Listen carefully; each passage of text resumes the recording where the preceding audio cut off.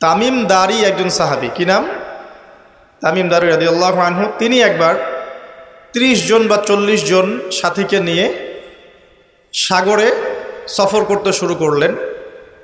প্রচণ্ড ঝড় আসলো, সাগর তাদেরকে প্রায় 1 মাস সমুদ্রের মধ্যে ঘুরালো। এক পর্যায়ে একটা দ্বীপে তারা নোঙর করতে পারলেন। সেই দ্বীপে তারা একটা প্রাণীকে দেখতে পেলেন, যেই প্রাণীর গায়ে প্রচুর লোম ছিল। কি ছিল? লোম। এত বেশি লোমকূপ যে তার চেহারা কোনটা আর পিছন দিক কোনটা এটা আইডেন্টিফাই করা যাচ্ছে না। এবং বিস্ময়কর বিষয় হচ্ছে এই প্রাণী কথা বলা শুরু করলো। তারা বলল, তোমরা কারা? তারা বলল, আমরা আরব থেকে এসেছি। এরকম কিছু কনভারসেশন হলো। তখন সেই প্রাণী বলল, তোমাদের অপেক্ষা করছে একজন ব্যক্তি, আমার সাথে আসো। তখন এই 30 জন বা 40 জন সাহাবী তারা তামিম দারির সাথে গেলেন। সাহাবী বলছে এই অর্থে যে তারা পরবর্তীতে মুসলিম হয়েছিলেন, এই ঘটনার পরে তারা মুসলিম হয়েছিলেন, আলহামদুলিল্লাহ। তো তারা গিয়ে দেখলেন শেকল দিয়ে একজন ব্যক্তিকে বাঁধা আছে, যেই ব্যক্তি খুবই শক্তিশালী, তাকে শেকল দিয়ে বেঁধে রাখা হয়েছে। এবং সেই ব্যক্তি তাদেরকে জিজ্ঞাসা করছিল, তোমরা কোত্থেকে এসেছো? তামিম দারি রাদিয়াল্লাহু আনহু তিনি বলছেন, আমরা মক্কা থেকে এসেছি, মদিনা মক্কা থেকে এসেছি। কি উদ্দেশ্যে? এই উদ্দেশ্যে। তোমাদের সেখানে একজন ব্যক্তি আছে মুহাম্মদ, তার কি খবর? তামিম দারি রাদিয়াল্লাহু আনহু বলছেন, তার খবর হচ্ছে বালতির মতো। কিসের মতো? বালতির মতো। কখনো তিনি বিজয় লাভ করছেন, কখনো আবার মুশরিকরা বিজয় লাভ করছে। মানে বদরের যুদ্ধে তিনি জয়লাভ করেছেন, উহুদের যুদ্ধে আবার মুশরিকরা মুসলিমদেরকে বিপর্যয়ের সম্মুখীন করেছেন। জিজ্ঞাসা করলেন, তাবারিয়া হ্রদ চেনো? তিনি বলছেন, হ্যাঁ চিনি। তাবারিয়া হ্রদে কি পানি আছে? তামিম দারি রাদিয়াল্লাহু আনহু বলছেন, হ্যাঁ পানি আছে। এই ব্যক্তি তখন বলছে, অতি শীঘ্রই সেখানে কোনো পানি থাকবে না। আবার প্রশ্ন করছেন, বাইসানের খেজুর গাছের নাম শুনেছ? তামিম দারি বলছেন, শুনেছে। সেখানে কি খেজুর আছে? তামিম দারি বলছেন, প্রচুর খেজুর আছে। এই ব্যক্তি বলছে যে অতি সত্বর সেখানে কোনো খেজুর থাকবে না। এরকম কিছু কথা বলার পরে তামিম দারি তাকে জিজ্ঞাসা করলেন, আপনি কে? এত প্রশ্ন জিজ্ঞাসা করছেন, তুমি কে? তোমার পরিচয় দাও। তখন এই ব্যক্তি বলছিলেন, আমার পরিচয় তোমরা খুব শীঘ্রই জানতে পারবে। অতি শীঘ্রই আমি এই শেকল থেকে মুক্ত হব এবং পুরো পৃথিবীতে আমি 40 দিন রাজত্ব করব। কতদিন? 40 দিন। তবে মক্কা এবং মদিনায় আমি প্রবেশ করতে পারবো না, কারণ সেখানে প্রবেশ করতে ধরলেই দেখা যাবে আল্লাহর ফেরেশতারা খোলা তরবারি হাতে মক্কা মদিনা পাহারা দিচ্ছে। তবে আমি আমার পরিচয় জানিয়ে দিচ্ছি, আমি হচ্ছি তামিম দারি রাদিয়াল্লাহু আনহু। তিনি এসে এই ঘটনা নবী সাল্লাল্লাহু আলাইহি ওয়াসাল্লামকে বললেন। বলার পরে নবী সাল্লাল্লাহু আলাইহি ওয়াসাল্লাম তার চেহারাটা উজ্জ্বল হয়ে উঠল। তিনি মিম্বরে দাঁড়িয়ে বললেন, আমি কি তোমাদেরকে বলিনি এইরকম একটা সত্তার কথা, এমন একটা ভয়ঙ্কর ফিতনার কথা? সাহাবীরা বলেন, হ্যাঁ আপনি বলেছিলেন। তামিম দারি আজকে সেটাই দেখে এসেছে, তোমাদেরকে সেই ঘটনা সে ব্যক্ত করছে। এখান থেকে আমরা বুঝতে পারলাম যে একটা দ্বীপের মধ্যে বন্দী ছিল বা আছে, হয় ছিল বা আছে। এখন ছিল না এখনো আছে, এর উত্তর খুঁজতে হলে আরেকটা হাদিস দেখতে হবে। এটা কোন হাদিস? সহিহ মুসলিমের। নবী সাল্লাল্লাহু আলাইহি ওয়াসাল্লাম মদিনায় বসবাস করছেন, মক্কা থেকে হিজরত করে মদিনায় এসেছেন। মদিনায় মাশাআল্লাহ তিনি ইসলামিক রাষ্ট্র প্রতিষ্ঠা করেছেন। বদরের যুদ্ধ হয়েছে, উহুদের যুদ্ধ হয়েছে, খন্দকের যুদ্ধ হয়েছে। ইসলামের একটা পুরো খিলাফা স্টেট যেটা আমরা বলি সেটা কায়েম হয়েছে। এর মধ্যে খবর এলো এক মায়ের একটা সন্তান হয়েছে, এই সন্তানটার সাথে যে আলামত এগুলো মিলে যাচ্ছে। ঠিক আছে, এই সন্তানের নাম হচ্ছে ইবনে সাইয়্যেদ। কি নাম? ইবনে সাইয়্যেদ। তো নবী সাল্লাল্লাহু আলাইহি ওয়াসাল্লাম ওমর রাদিয়াল্লাহু আনহু এবং অন্যান্য সাহাবীদের কিনে ইনভেস্টিগেট করতে গেলেন। ইনভেস্টিগেট করতে গিয়ে তাকে ডাকলেন, ইবনে সাইয়্যেদকে ডেকে বললেন, তার চুলগুলো কোঁকড়ানো ছিল চুলের মতোই, চোখের মধ্যে একটু সমস্যা ছিল, কারণ আমরা জানি ডান চোখে একটু সমস্যা থাকবে। আঙ্গুর কালার দেখেছেন? আঙ্গুর চোখটা অনেকটা আঙ্গুরের মতো হবে, ফোলা। ইবনে সাইয়্যেদের কাঠামোটা মিলে যাচ্ছিল। নবী সাল্লাল্লাহু আলাইহি ওয়াসাল্লাম তাকে ডেকে বললেন, তুমি কি দেখো? ইবনে সাইয়্যিদ বলছে আমি আরশ দেখি। কি দেখি? আরশ বোঝেন তো? আচ্ছা, এখানে আরশের কথা যেহেতু এসেই গেছে একটা কথা বলে দেই যে নবী সাল্লাল্লাহু আলাইহি ওয়াসাল্লাম একটা হাদিসে বলেছেন, কিতাবুত তাওহীদ গ্রন্থের মধ্যে আছে, আমরা যে পৃথিবীতে বসবাস করছি এই পৃথিবী থেকে প্রথম আসমান মানে পুরো মহাবিশ্ব এর দূরত্ব হচ্ছে 500 বছরের রাস্তা। কত বছর? এভাবে দ্বিতীয় আসমান থেকে তৃতীয় আসমানের ডিস্টেন্স 500 বছরের পথ। কত বছর? এভাবে চতুর্থ, পঞ্চম, ষষ্ঠ, সপ্তম এই 7 আসমানের প্রত্যেক আসমানের ডিস্টেন্স হচ্ছে 500 বছরের রাস্তা। এর উপরে আছে কুরসি। কি আছে? ওয়াসিআ কুরসিয়ুহুস সামাওয়াতি ওয়াল আরদ। আয়াতুল কুরসি পড়েন নাই? আয়াতুল কুরসি ঘুমানোর সময় পড়েন কি? যে ব্যক্তি ঘুমানোর সময় আয়াতুল কুরসি পড়ে সারা রাত আল্লাহর পক্ষ থেকে একজন ফেরেশতা তাকে পাহারা দিবে চান। কিন্তু এই কথা নাসা বিশ্বাস করবে না, এই কথা বিজ্ঞান বিশ্বাস করবে না, কারণ তাকে চোখে দেখা যায় না। তাদের একটা জ্ঞানতাত্ত্বিক দর্শন আছে যেটা আমরা ইউনিভার্সিটিতে পড়ে আসছি দীর্ঘদিন, সেটা হলো যা চাক্ষুষ দেখা যায় না এগুলোতে বিশ্বাস করতে নাই। পরীক্ষা নিরীক্ষা পর্যবেক্ষণের মাধ্যমে যখন কোনো সিদ্ধান্ত পাওয়া যাবে সেটাই জ্ঞান, এছাড়া জ্ঞানের কোনো অস্তিত্ব নাই। স্কুল থেকে শুরু করে পিএইচডি ডিগ্রি পর্যন্ত এই দর্শনের উপর ডিপেন্ড করে শিক্ষা নিচ্ছি আমরা সবাই। এখন যা দেখি না বিশ্বাস করব না। এই কারণে পশ্চিমার আল্লাহকে বিশ্বাস করে না, আল্লাহকে দেখা যায় না। ফেরেশতাকে বিশ্বাস করবে না, বলবে যে বোগাস কথাবার্তা। কোথায় ফেরেশতা দেখা যায়? যা দেখি না বিশ্বাস করবো কেন? আখেরাত দেখি না কেন বিশ্বাস করব? জান্নাত জাহান্নাম দেখি নাই কেন বিশ্বাস করব? জিন জাতি দেখি নাই কেন বিশ্বাস করব? আত্মা বা রুহকে দেখেছেন? রুহ বা আত্মা যেটা নিয়ে চলাফেরা করছেন দেখেছেন? কেন বিশ্বাস? কবরের আযাব কেন বিশ্বাস করব? এই কারণে তাদের দর্শন যেহেতু প্রোটেস্ট্যান্ট ভার্সনের জ্ঞানে বিশ্বাস করে, চাক্ষুষ দর্শন যেটা সেটাই জ্ঞান, এর বাইরে জ্ঞানের কোনো অস্তিত্ব আছে এটা বিশ্বাস করে না। এই কারণেই তারা ইমানের 6 পিলারের কোনো পিলারে বিশ্বাস করে না। আর ইমানের 6 পিলারই কিন্তু গায়েব। গায়েব না? আল্লাহ বিশ্বাস, ফেরেশতায় বিশ্বাস, নবী রাসূলগণ, আসমানি কিতাব, পরকাল, তাকদীর, এগুলো কি দেখা যায়? এমনকি আমরা তো আমাদের নবীজিকেও দেখি নাই, দেখেছি? সাল্লাল্লাহু আলাইহি ওয়াসাল্লাম। আমরা শুধুমাত্র কোরআন দেখছি এবং হাদিসের গ্রন্থগুলো দেখছি, এর বাইরে কিন্তু আমরা কিচ্ছু দেখছি না।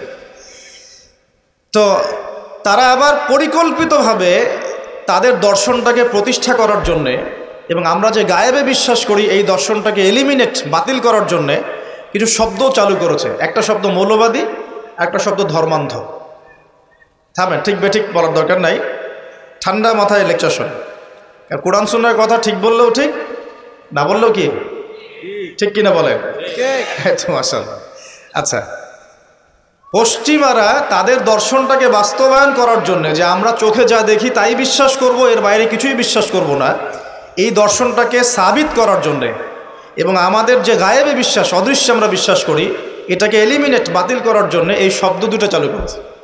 যখন আপনি বলবেন আমি বিনা বাক্য ব্যয়ে আল্লাহকে বিশ্বাস করি, মালায়েকা বিশ্বাস করি, নবী রাসূল বিশ্বাস করি, পরকাল, কবরের আযাব, জান্নাত জাহান্নাম সব বিশ্বাস করি, তারা আপনাকে বলবে আপনি ধর্মান্ধ। কারণ আপনি অন্ধভাবে বিশ্বাস করছেন। তো আপনি অন্ধভাবেই বিশ্বাস করছেন। তো আপনি কি প্রমাণ করতে পারবেন জিন জাতির অস্তিত্ব? আপনি কি ল্যাবরেটরিতে বসে বসে, আমরা যে ফিজিক্স, কেমিস্ট্রি, বায়োলজির ল্যাবরেটরিতে করেছি না প্র্যাকটিক্যাল, এই প্র্যাকটিক্যাল কাজগুলোর মধ্য দিয়ে কি আপনি আত্মার অস্তিত্ব প্রমাণ করতে পারবেন নাকি? যারা হার্ট স্ট্রোক করে মারা যাচ্ছে, হচ্ছে না, আমরা কি বলছি? হৃদযন্ত্রের ক্রিয়া বন্ধ হয়ে মারা গেছে, ইন্না লিল্লাহি ওয়া ইন্না ইলাইহি রাজিউন, মাইকিং করে বেড়াচ্ছে, তাই না? হৃদযন্ত্রের ক্রিয়াটা বন্ধ হলো কিভাবে? এর ভিতরে কিছু একটা তো ছিল যেটা এখন নাই। একটা ডেড বডির মধ্যে কিছু একটা নাই যেটা একজন জীবিত মানুষের দেহের মধ্যে আছে। আপনার দেহে কি আছে যেটা একটা মৃত মানুষের দেহে নাই? বলেন কি নাম এটার? এই রুহটা কি পশ্চিমারা কি বিশ্বাস করাতে পারবেন? গিলাতে পারবেন? গিলাতে গেলে বলবে আপনি ধর্মান্ধ। কথা বোঝার চেষ্টা করেন কেন তারা শব্দগুলো ছড়িয়ে দিয়েছে। আর যখন আপনি এই মৌলিক বিষয়গুলো মেনে চলবেন তখন আপনাকে বলবে মৌলবাদী হয়ে গেছে। অথচ এই মৌলিক বিষয়গুলো মেনে না চললে কিন্তু আপনি মুসলিমই হতে পারছেন না। কেউ যদি আত্মায় বিশ্বাস না করে, জিন জাতিতে বিশ্বাস না করে, আপনার আল্লাহ অদৃশ্য বিশ্বাস না করে, আখেরাত অদৃশ্য জগৎ বিশ্বাস না করে, জান্নাত জাহান্নাম, কবরের আযাব, মিজান পুলসিরাতে বিশ্বাস না করে, সে কি মুসলিম হতে পারবে কিনা বলেন দেখি এবার। তাহলে মুসলিম হতে হলে আমাকে আল্লাহর কথা, আল্লাহর বাণীকে চোখ বন্ধ করে বিশ্বাস করতেই হচ্ছে। কোনো কোনো ক্ষেত্রে আল্লাহ পাকের আদেশের সামনে আত্মসমর্পণ করতে হচ্ছে বিনা বাক্য ব্যয়। এক্সাম্পল দিচ্ছি, এই যে ইব্রাহিম আলাইহিস সালামের ছেলেকে বলেছিলেন আল্লাহ পাক, বলেছিলেন, যার ফলশ্রুতিতে আমরা ঈদুল আজহা পালন করি না।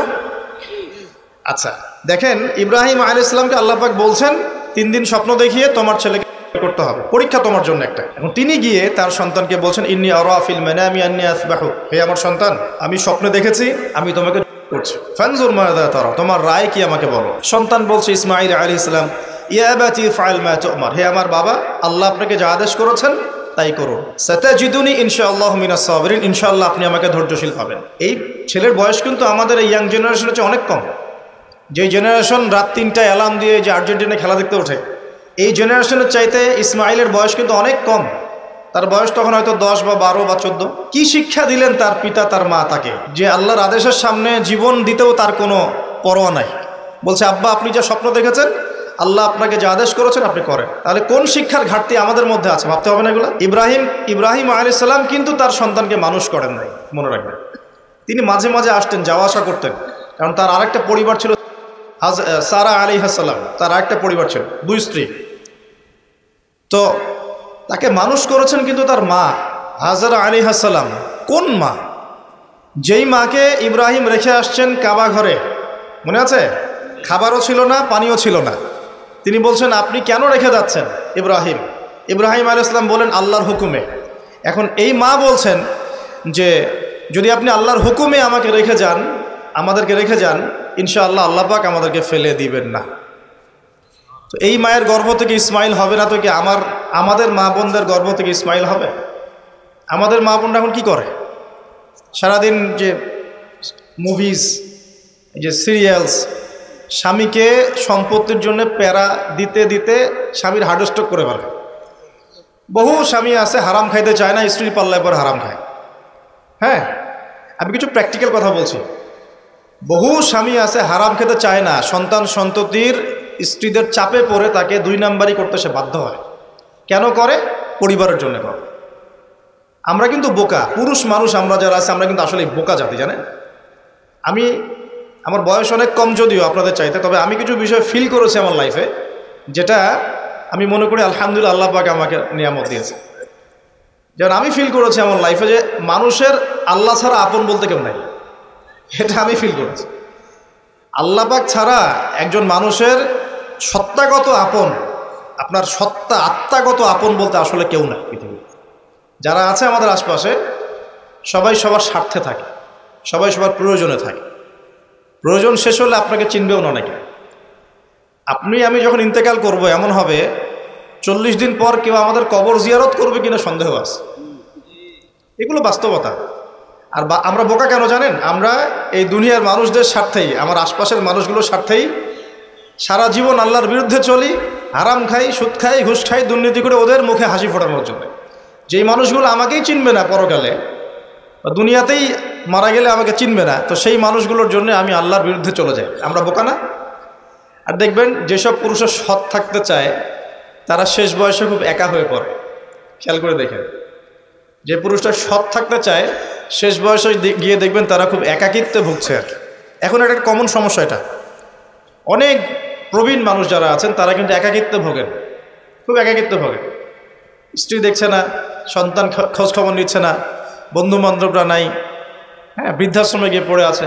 পরিবারগুলোতে এখন পুরুষ নির্যাতন বেরোচ্ছে আর কি। হ্যাঁ, কথা একটু ভিতর থেকে বোঝার চেষ্টা করবেন।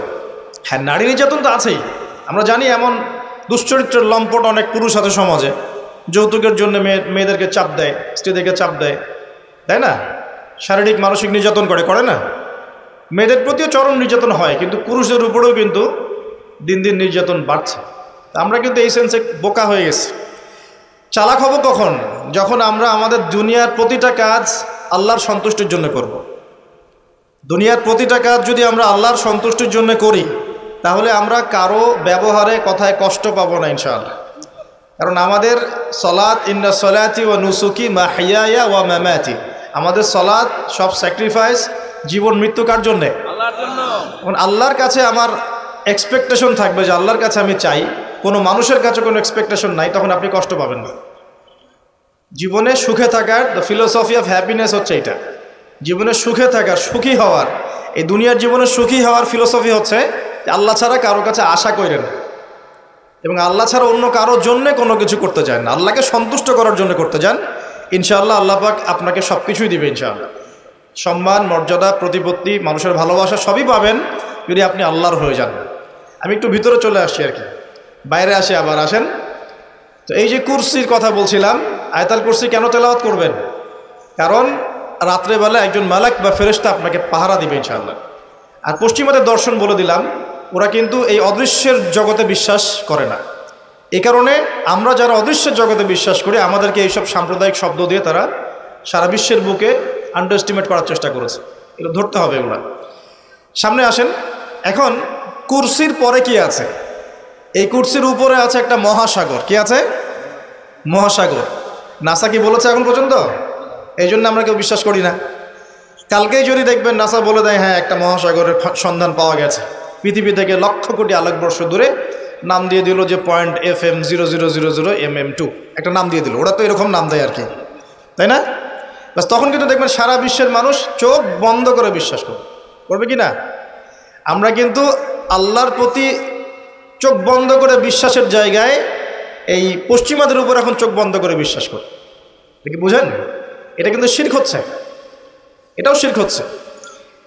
তো একটা কথা মিস করে গেছি, ইব্রাহিম আলাইহিস সালাম করার যে পরীক্ষায় পড়েছিলেন তখন কিন্তু তিনি প্রশ্ন করেননি আল্লাহকে, আল্লাহ একজন মাসুম বাচ্চাকে কেন করব, এর পিছনে যুক্তি কি, এর পিছনে বিজ্ঞান কি, এর পিছনে দর্শন কি, প্রশ্ন করেছিলেন? তিনি একদম সামি'না ওয়া আতা'না, আল্লাহ পাক আদেশ করেছেন, চোখ বন্ধ করে পালন করতে গিয়েছে। ইব্রাহিম আলাইহিস সালাম অন্ধভাবে আল্লাহর আদেশ মেনে চললেন না?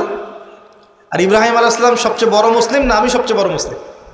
বলেন, কে এই উম্মার নামকরণ করেছেন মুসলিম? সূরা হজ পড়ে দেখেন, হুয়া সাম্মাকুমুল মুসলিমিন। এই হুয়া মানে কে?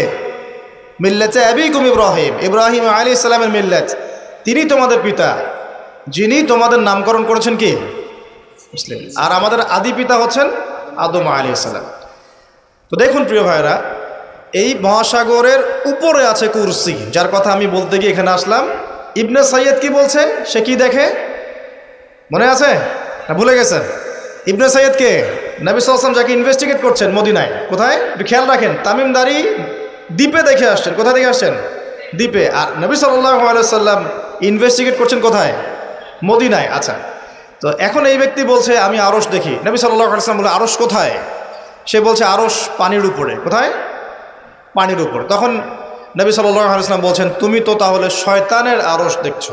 কার আরশ দেখছে? শয়তানের কিন্তু আরশ আছে, শয়তানেরও কিন্তু একটা আরশ আছে। কোথায় এটা জানেন?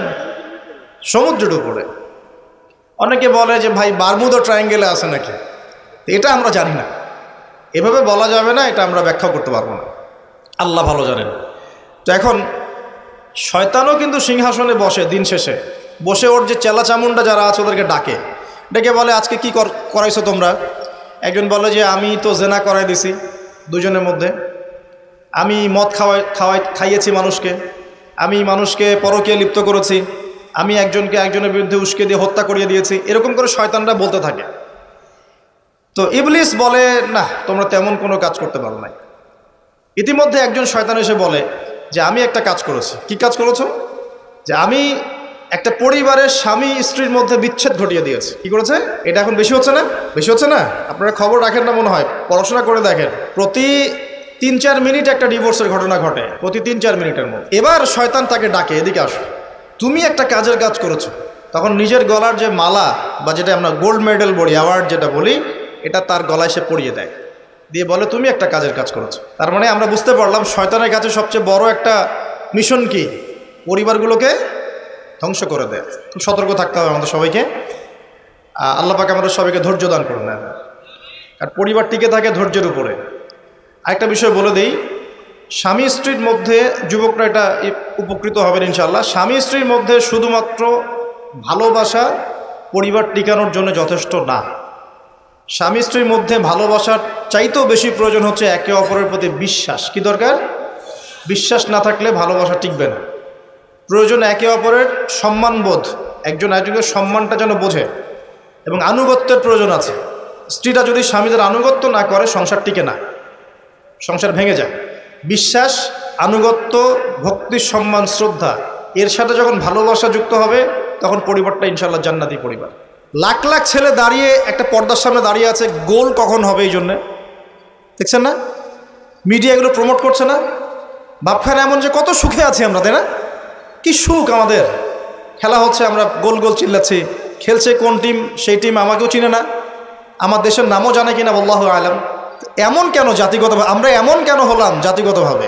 আমাদের কোনো ব্যক্তিত্ব নাই, আমাদের কোনো গায়রত নাই, আমাদের তো যুদ্ধের হিস্ট্রি আছে, আমাদের বীরত্বের হিস্ট্রি আছে, আমাদের ভাষা আন্দোলন হিস্ট্রি আছে। দেশের কনসেপ্ট বাদ দিয়ে ইসলামের কনসেপ্টও যদি বলেন, আমরা তো তারেক বিন জিয়াদের উত্তরসূরি, বিন কাসিমের উত্তরসূরি, খালেদ বিন ওয়ালিদ, উমর ইবনুল খাত্তাবের উত্তরসূরি। আমাদের কোনো গায়রত নাই?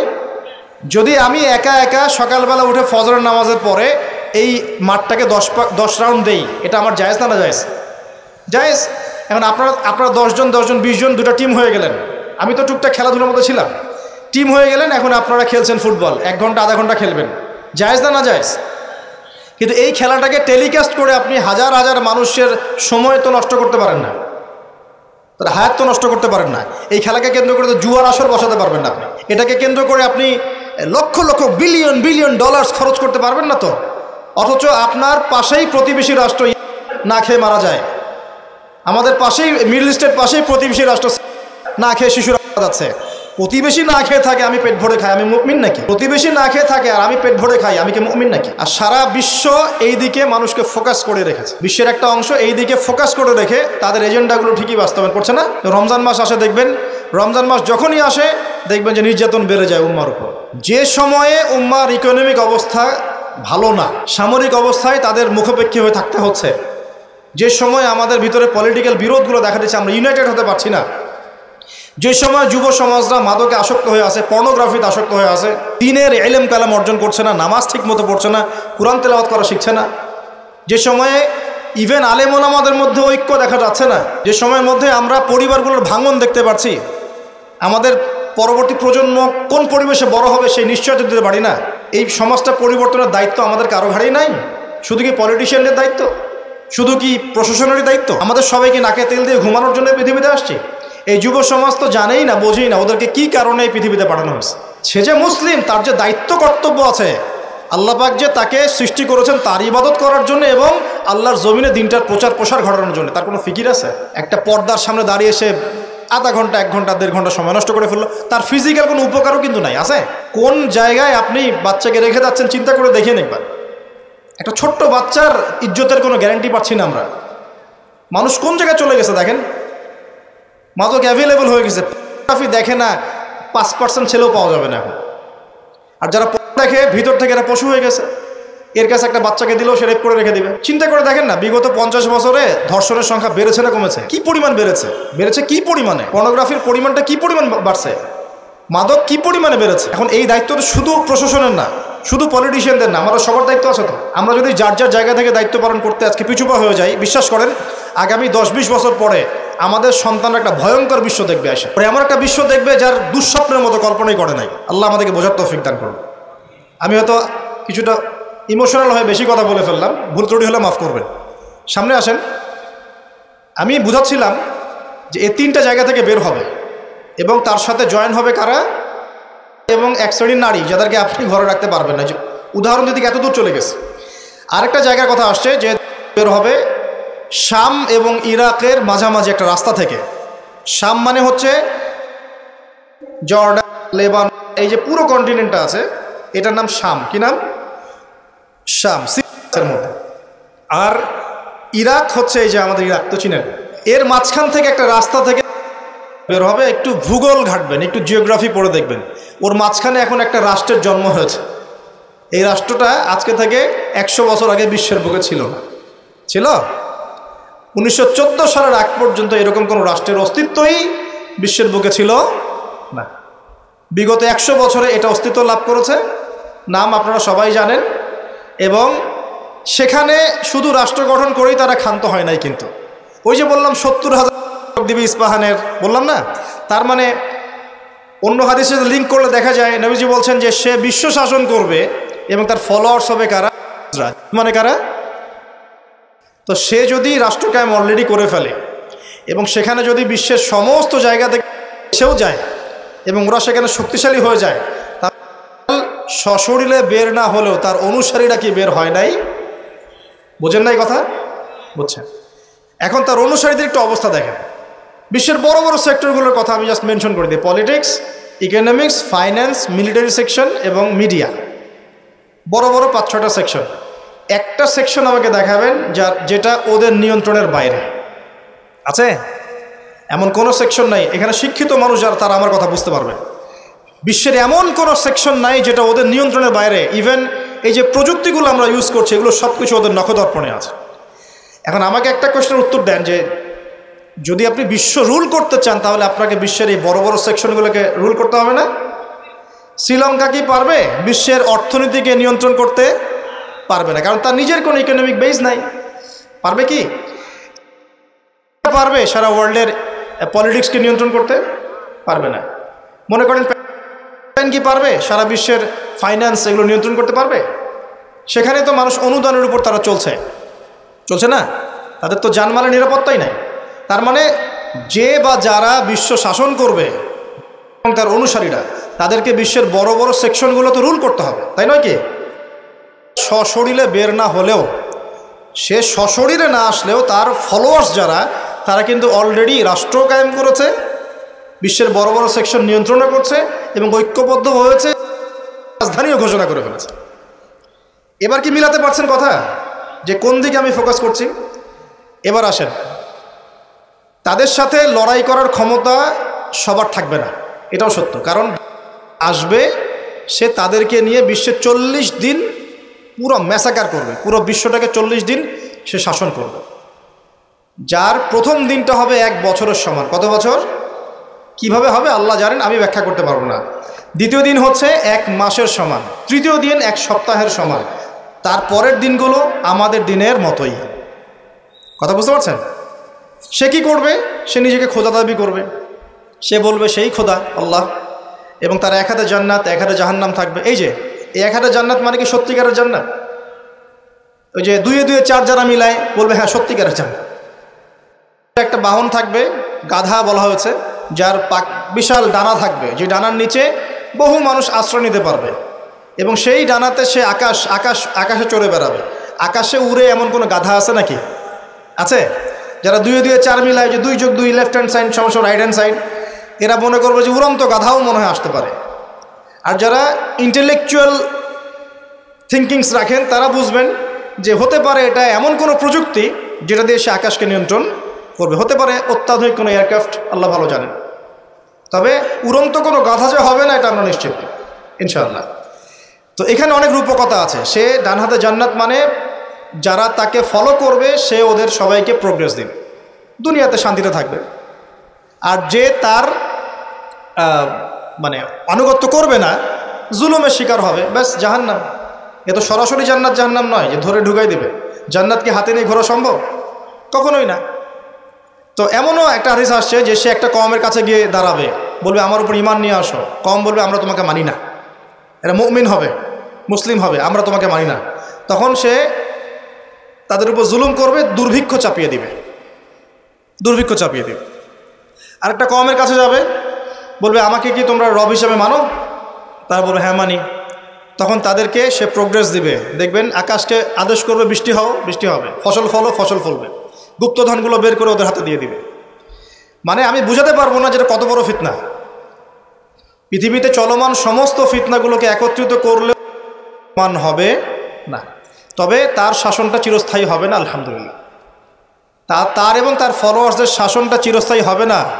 তারা যে মনে করে বসে আছে যে এই সত্যিকারের, সে সত্যিকারের তারাই করার চেষ্টা করেছিল। তার নাম কি? ঈসা আলাইহিস সালাম। তিনি হচ্ছেন সত্যিকার। আল্লাহ পাক তাকে উঠিয়ে নিয়েছেন, তাকে আল্লাহ পাক নামাবেন দামেস্কে, এবং তার হাতেই এই মিথ্যা মাসিহের মৃত্যু লেখা আছে ইনশাআল্লাহ তাআলা। এবং তারপর ঈসা আলাইহিস সালাম তার ফলোয়ার্স বা তার অনুসারীদেরকে নিয়ে বিশ্বের শান্তি প্রতিষ্ঠা করবেন ইনশাআল্লাহ। এটা সামনে আছে, মানে ইতিহাস শেষ হবে, সভ্যতা শেষ হবে নবী ঈসা আলাইহিস সালামের হাতে। এটা কত বছর বাকি আছে এটা আমরা বলতে পারবো না।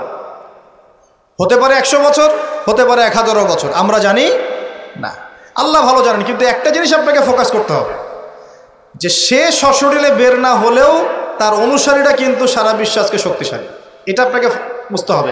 একটা সুসংবাদ আপনার জন্য। নবীজি বলছেন সাল্লাল্লাহু আলাইহি ওয়াসাল্লাম, কোনো ব্যক্তি যদি সূরা কাহফের প্রথম 10টা আয়াত মুখস্থ করে বা শেষের 10টা আয়াত মুখস্থ করে বা এই দুটোই 20টাই করেন, ইনশাআল্লাহ আপনার জীবদ্দশায় যদি হয় সে আপনার কোনো ক্ষতি করতে পারবে না।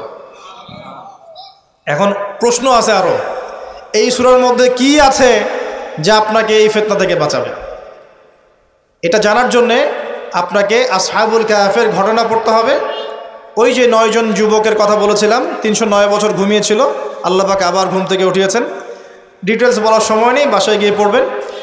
এবং এই বিষয়গুলো বোঝার আগে মুসা এবং খিদর আলাইহিস সালামের ঘটনাটাও পড়তে হবে, যে বাহ্যিক চোখে যা দেখা যাচ্ছে ওটা বাস্তবতা নয়। বাস্তবতা ওটাই যে আল্লাহ নূর দিয়ে খিদর আলাইহিস সালাম দেখছেন।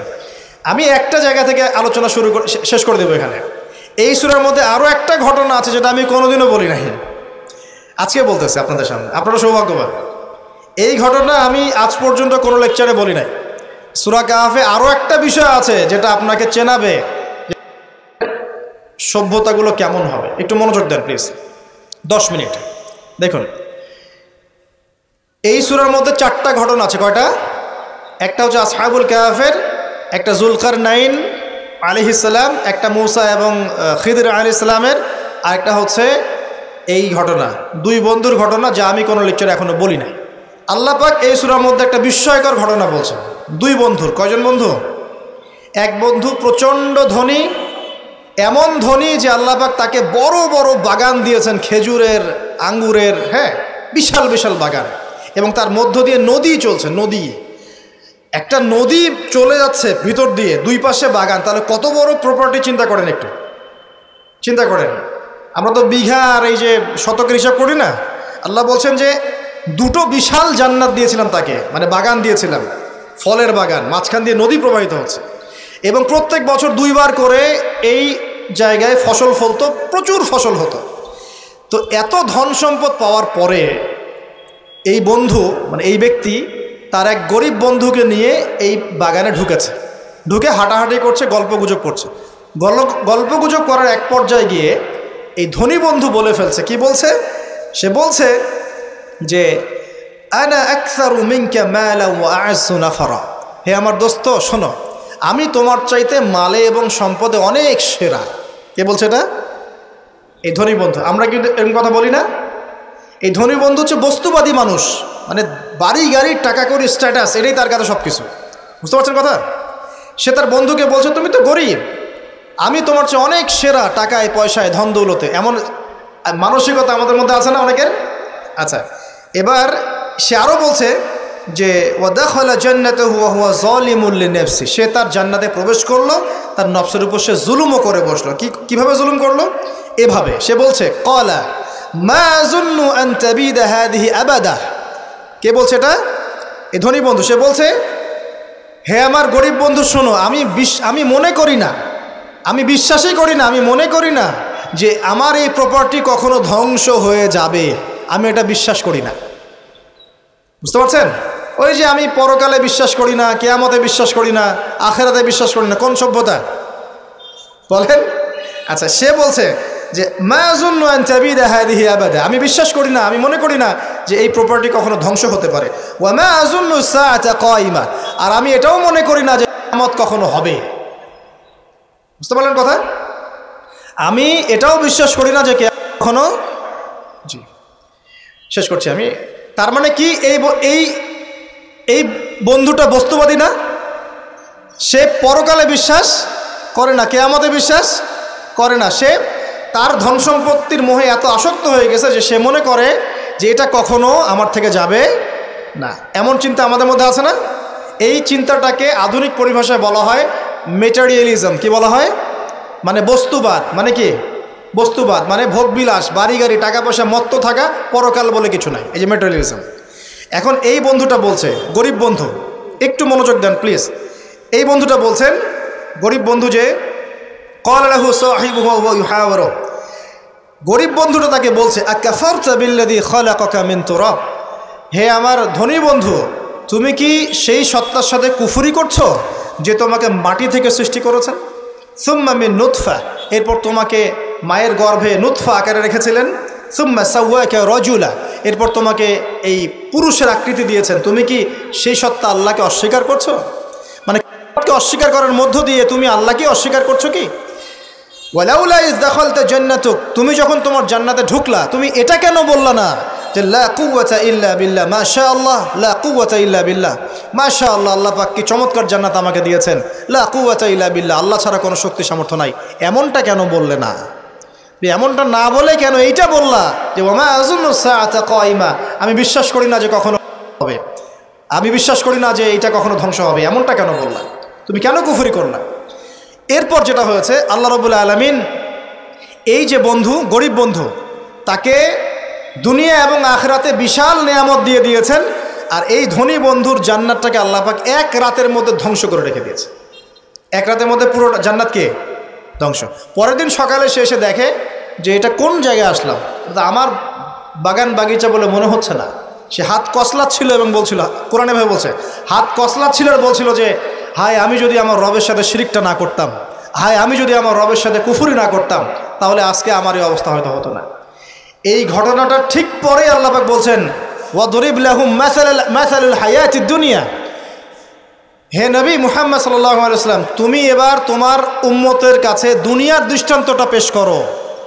দুনিয়ার দৃষ্টান্তটাও ঠিক এরকমই, এই ফসলের ক্ষেতের মতোই। প্রথমে বৃষ্টিপাত হয়, ফসল সবুজ হয়, মানুষ খুব পুলকিত হয়ে যায়, কি চমৎকার ফসল ফলেছে। এরপর সেই গাছগুলো হলুদ হয়ে যায়, তারপর সেগুলো খড়কুটা হয়, চুলায় চলে যায়। এই হয় না? এই গল্পটার সাথে, ঘটনার সাথে দুনিয়ার জীবনে মিল আছে না? এটা কোন সূরায় আছে? কাহফে। আর এই সূরা আপনাকে থেকে বাঁচাবে না? এখানে আপনার হেদায়েত শোনেন। এবং তার অনুসারীরা এবং ওই সমসাময়িক ফিতনাময় যুগে বেশিরভাগ মানুষ বস্তুবাদী হয়ে যাবে, হয়ে যায় নাই?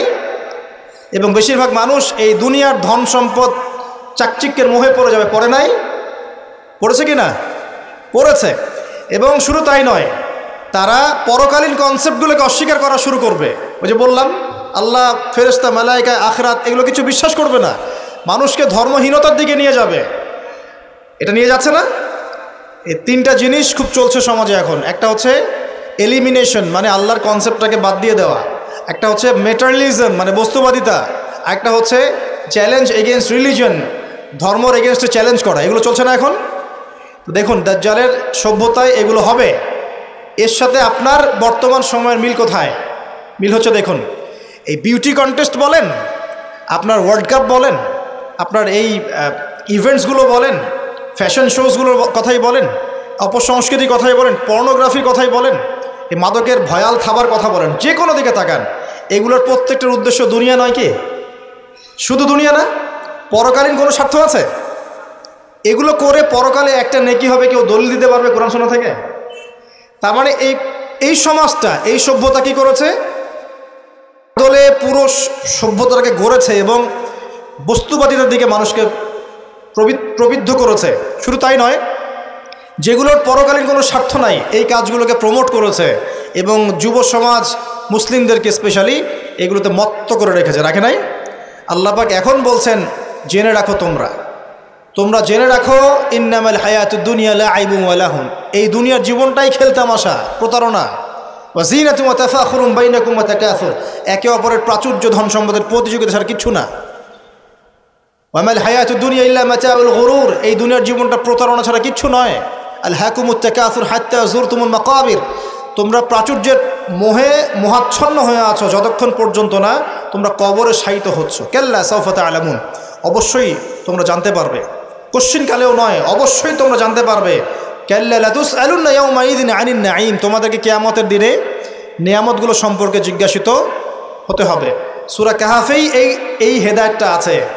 এই দুই বন্ধুর ঘটনা আপনাকে দেখাবে কিভাবে বস্তুবাদী সভ্যতা এবং আল্লাহভীরু সভ্যতার কনফ্লিক্ট হয়। সর্বশেষে আল্লাহর অনুগত সভ্যতার জয় হয়েছে, বস্তুবাদী সভ্যতাকে আল্লাহ পাক ধ্বংস করে দিয়েছেন না? দিয়েছেন। এবং এই ঘটনার পরেই দুনিয়ার জীবনের দৃষ্টান্ত দেওয়া হয়েছে, যে দুনিয়ার জীবনটাকে আল্লাহ পাক বলেছেন খেলতামাশা, প্রতারণা ছাড়া কিছুই নয়। হ্যাঁ, কেউ যদি বলে খেলাধুলার কোনো দলিল কোরআনে আছে কি না, আমি বলবো হ্যাঁ আছে। আল্লাহ পাক বলেছেন, ওয়ামা হাযিহিল হায়াতুদ দুনিয়া ইল্লা মাতাউল গুরুর ই'লামু আন্নামাল হায়াতুদ দুনিয়া লাইবুন ওয়া লাহু, অতএব খেলাধুলার দলিল কোরআনে আছে।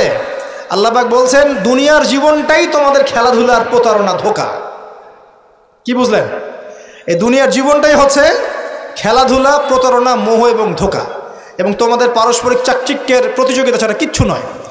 এখন এই সভ্যতার দিকে তাকাবেন চোখ কান খোলা রেখে, যে যত রকম ফাহেসা কাজগুলো মিডিয়া দিয়ে প্রমোট করা হচ্ছে, এগুলোর মূল উদ্দেশ্য হচ্ছে দুনিয়া, এবং মুসলিম যুবকদেরকে এবং উম্মাকে তাদের মূল উদ্দেশ্য থেকে সরিয়ে দেওয়ার চেষ্টা করা। আমাদের মূল উদ্দেশ্য কি? এক, আমাদের মূল উদ্দেশ্য ছিল জ্ঞান অর্জন করা। মূল উদ্দেশ্য ছিল জ্ঞান অর্জন করে আমল করা, আল্লাহ পাকের জমিনে দ্বীনের প্রচার করা। আমাদের পৃথিবীর মূল উদ্দেশ্য ছিল কি? পারিবারিক আদর্শ ঠিক করা, সন্তানদেরকে মানুষ করা, সমাজের কাঠামো ঠিক করা, হালাল খাওয়া, দ্বীনের দাওয়াতি কাজ করা, আল্লাহর জমিনে দ্বীনটাকে প্রচার করা, প্রসার করা, প্রতিষ্ঠার চেষ্টা করা। এগুলো আমাদের মূল উদ্দেশ্য ছিল। এখান থেকে সরিয়ে এনে আমাদের সবার চোখকে এখন বিভিন্ন আমোদ প্রমোদ ফুর্তির দিকে ফোকাস করে রাখা হয়েছে, এবং এর ফলশ্রুতিতে আমরা আমাদের দুনিয়াতে আসার উদ্দেশ্যটা কিন্তু ভুলে গেছি। প্রিয় ভাইয়েরা, সতর্ক থাকবেন। যে বিষয়টা যতটুকু লিমিট আছে, এই লিমিট ক্রস করতে যাবেন। যতটুকু করা জায়েজ আছে এতটুকু করবেন, যেগুলোতে জায়েজ নাই সেগুলো জায়েজ না। আল্লাহ রাব্বুল আলামিন আপনাদের সবাইকে ইসলামের বেসিক বিষয়গুলোর উপর টিকে থাকার তৌফিক দান করুন।